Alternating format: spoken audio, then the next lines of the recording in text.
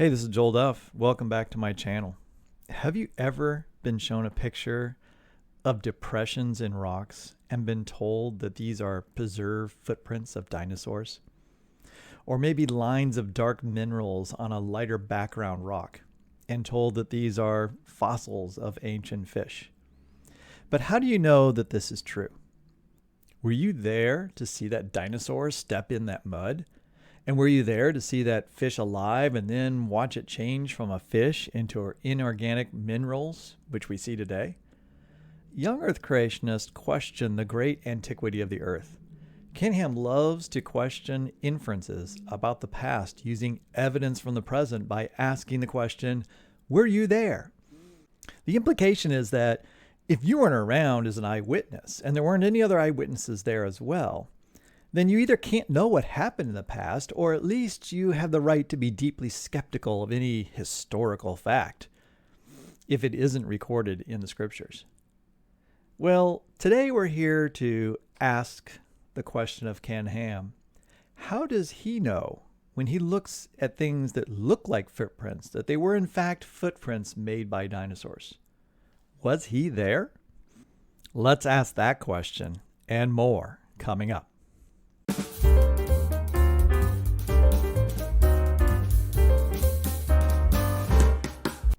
Photos of dinosaur footprints revealed by extreme drought conditions at Dinosaur Valley State Park near Glen Rose, Texas, have been circulating through social media in recent days. Yes, you can go walk in the steps of giants, though I will say there are many places where you could have done that already. I've done that many times with my kids. For example, in Bighorn Basin in Wyoming, we've stepped in the feet of giants, as well as several locations near Moab, Utah. No one seems to question the nature of what these impressions in rock are. Everyone says that they're footprints, and that they even go further and they say these footprints were made by dinosaurs. But did anyone see these footprints laid down in mud? Did anyone witness the footprints becoming stone? Did anyone see the body of the animal that made the footprints? No, no, and no.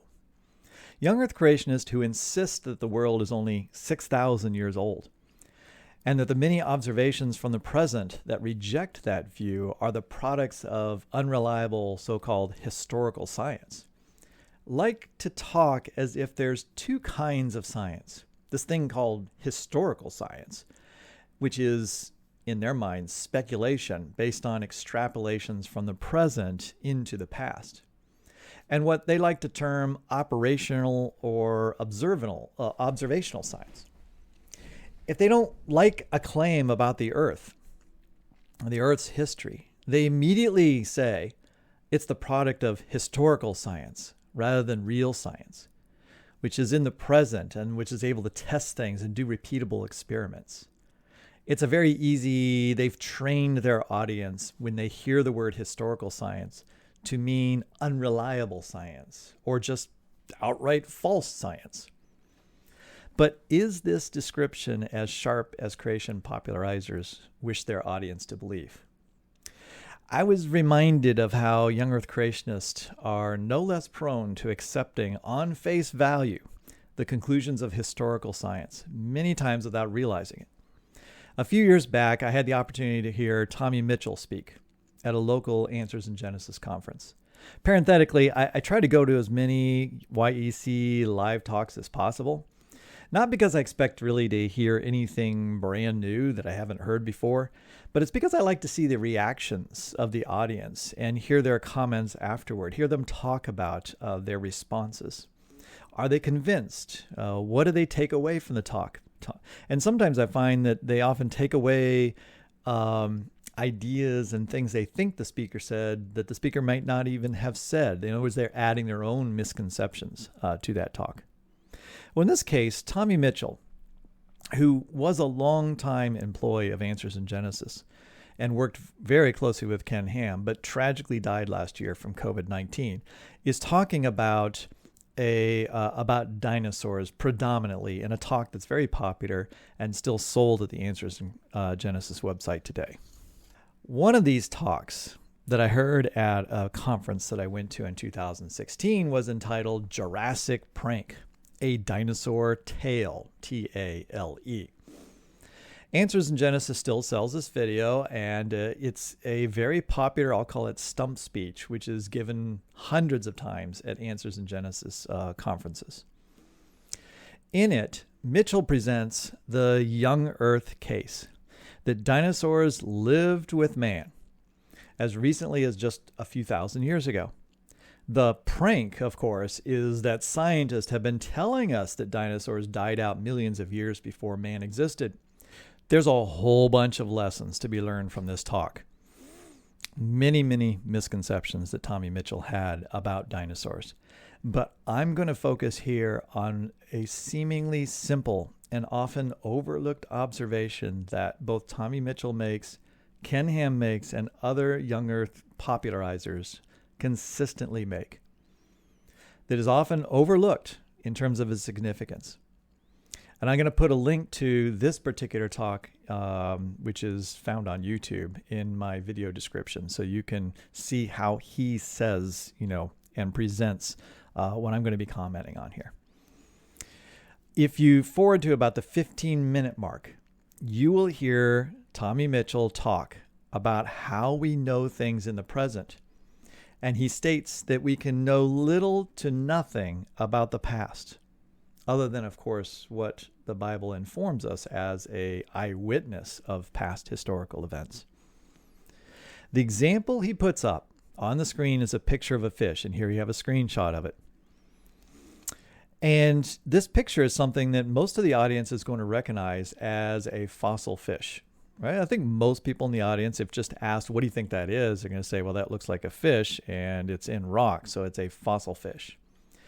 He goes on and he asked, what can we know about this fossil on the screen? The answer, he says, in his witty and really gregarious way. Tommy Mitchell was an engaging speaker. And what he responded here was, he says, it's dead and it's a fish.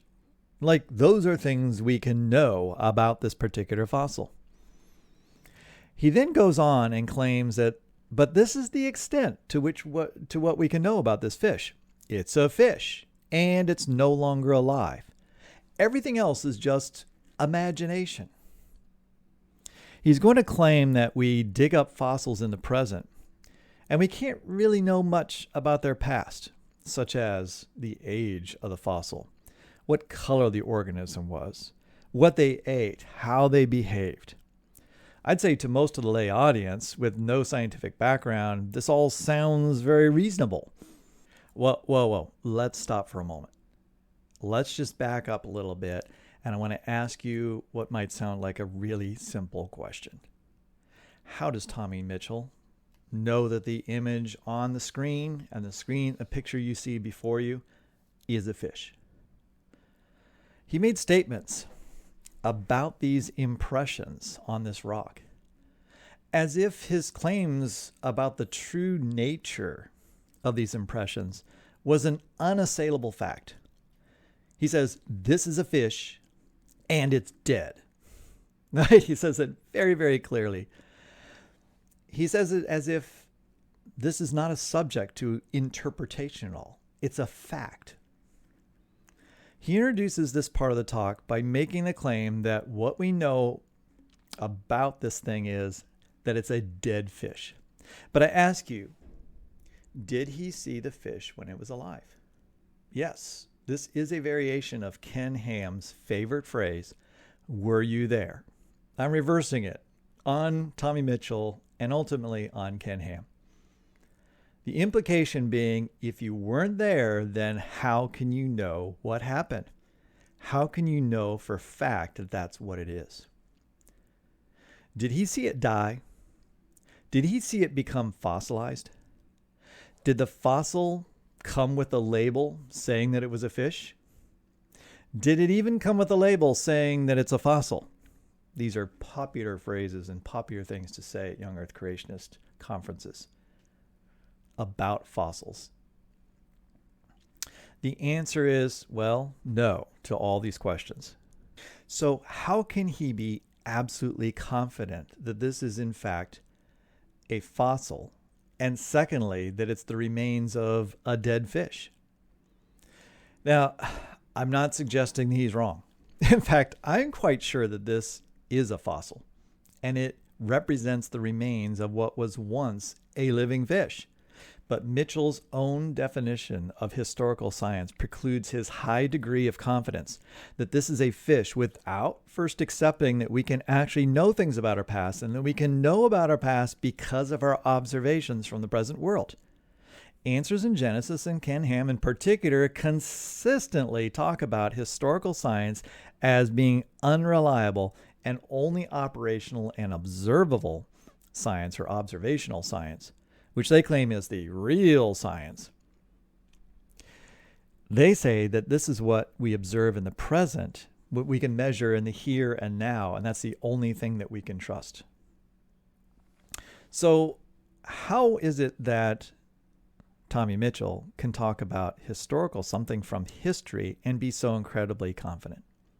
The only reason he believes that this is in fact a fish, well, actually it's not a fish, it's the remains or evidence that a fish was there at one time, is because he's observed a fish skeleton in the present. Undoubtedly he's seen a fish, and most likely he's seen the insides of a fish and know the basic organization of fish bones. So he's inferred that similar arrangement of minerals that are in the shape of bones, because that's what the fossil is. It's just an arrangement of different minerals laid out on this other material that sets it apart from the darker image you're seeing. He's inferring that those must represent what had been bones of fish in the past. Now, this use of the present to infer the past is a hallmark of one means of doing historical science. It seems trivial to question the fact that this is a fish fossil, but only because it is obvious that it's exactly what it is. But it's an inference nonetheless, right? It's an interpretation. It's an interpretation of evidence. It isn't actually a fact in the sense that that is a fish, and that I know that that fish, I was there to see it, in the way that Ken Ham and others talk about what you'd have to do to actually know something is a fact, to have that eyewitness account. They do not have that. They only have inference from modern observation. Mitchell has never seen the original fish that came to be this fossil. In fact, he has probably never even seen the original fossil itself. He's only seeing pictures of this fossil. He can't know that this is a fish without working knowledge of the anatomy of fish today and a series of logical inferences. Now, his inference is by far the most reasonable hypothesis as to what the origins of this assemblage of arranged minerals must be. But it's not the only hypothesis. The reason this hypothesis is compelling is because of our common experience with fish today. However, if Mitchell had no experience with fish in his life, and he were shown a picture of these fossilized bones, or as I just said, these arranged minerals on the surface of a rock, would he immediately proclaim that this was a dead fish? Probably not. He might say, we can't know anything about what this was.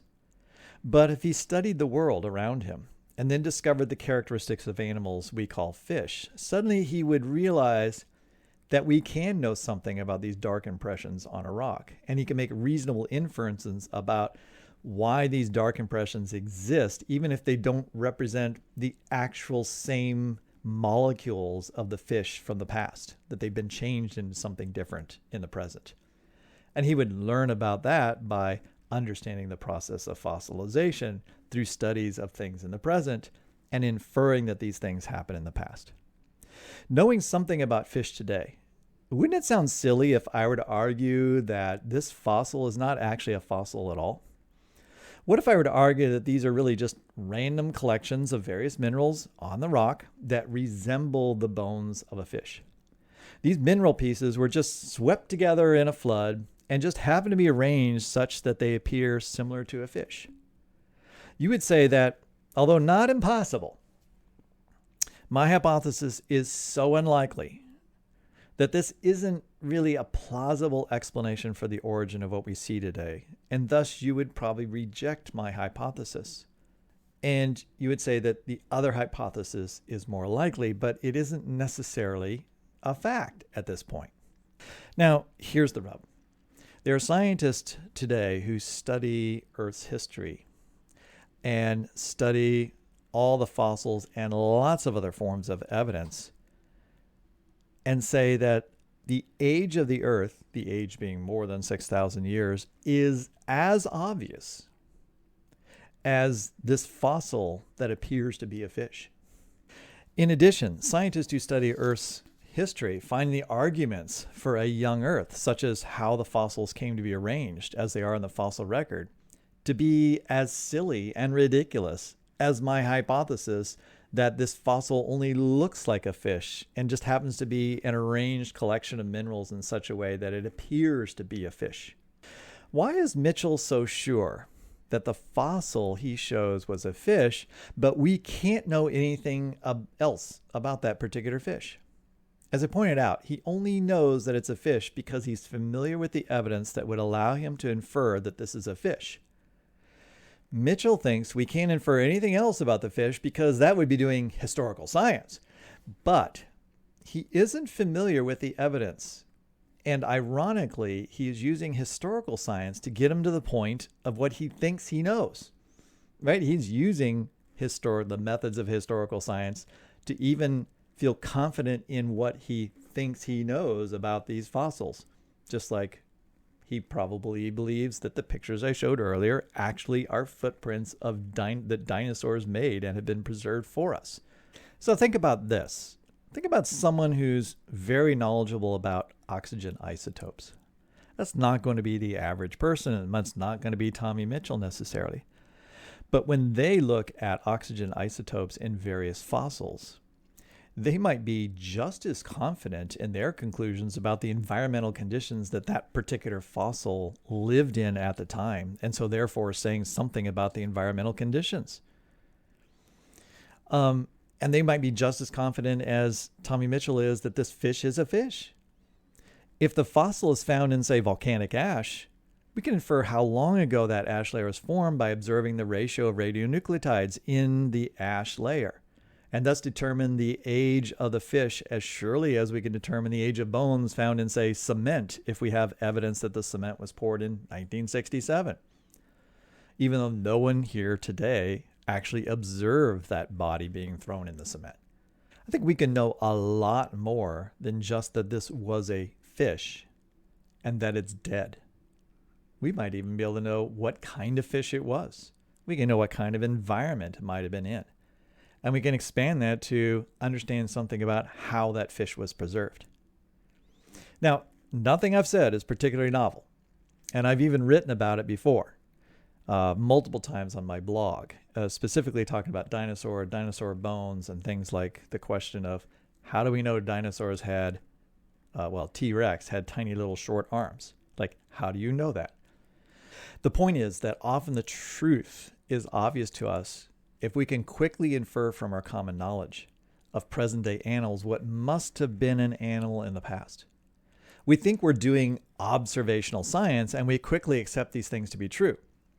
Earlier in his talk, Mitchell claimed that dinosaurs obviously existed because we have their bones. Here again, he has made an inference from the present to interpret the past. It's a very natural, obvious one that is almost certainly correct. It seems trivial, but young Earth creationists need to acknowledge they are inferring the past through their present observations. And they are coming to firm conclusions about the past that they believe are based on the evidence. The difference between what young Earth creationists like to term operational or observational science and historical science doesn't have this sharp distinction they like to project to their audience. They tend to pick and choose what facts that they believe in and which facts they don't like. What Tommy Mitchell and other young Earth creationists do is they often don't know what they don't know. All right? They don't know or understand the evidence well enough to understand why somebody is confident in their conclusions about things that have happened in the past or evidence for the history of the earth. Whereas in some cases, like the fact that this is a fish, they're very confident in. And they're completely willing to accept the nature of historical science as a way of evidencing that. After all, the Bible does not speak of fossils in any sense of here's what a fossil is. Fossils are the remnants of formerly living things. These are all inferences. Again, the inferences are very strong. I think that there is a good reason to have great confidence that things that appear to look like living organisms or the parts of living organisms or the remnants of their activity, like fossilized feces or fossilized footprints, are in fact just what we come to conclude that they are. I don't think it's at all irrational to do so. And young earth creationists are doing that, but they need to recognize that they are using the same kinds of logic, the same inferences from from observations of the present world in order to make conclusions about the past. Now, how do they come to very different conclusions? Ultimately, what young earth creationists are doing is they're saying, okay, here's a bunch of things that are said about the past, like this thing that looks like scratches on this rock, dark scratches on this rock, are actually the former remains of a fossil, of a fish that has become fossilized. Completely accept that. What are the various forms of evidence that this happened a long time ago? There's a bunch of different forms of evidence that could be used in the same manner to suggest that that's a very ancient event.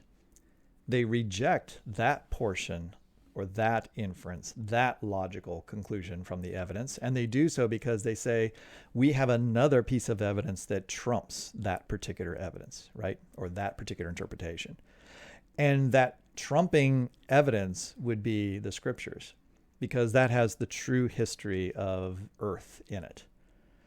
The problem with things like dinosaur bones and so forth is that there isn't any verse in the Bible that talks about what dinosaur bones are or fossils are, or that a fossil is a remnant of a formerly living thing. All of that is an inference from young earth creationists that they accept from the historical sciences. They accept that the whole fossil record exists, and therefore they have to try to find a place for it in scriptures in that short history, and that's where they get the global flood from. But it wasn't necessarily required that they conclude that fossils are the remains of formerly living things, because there is no ultimately authority. There is no eyewitness record of that particular truth. Right? So they have to admit at the end of the day that they are also using science to come to conclusions about historical things, and then they're taking what they conclude about things like that a fossil is a fossil, and they are then saying, how can we fit that into scriptures? Because scriptures aren't telling us that particular fact first. All right. So anyway, my question of the day is, were you there?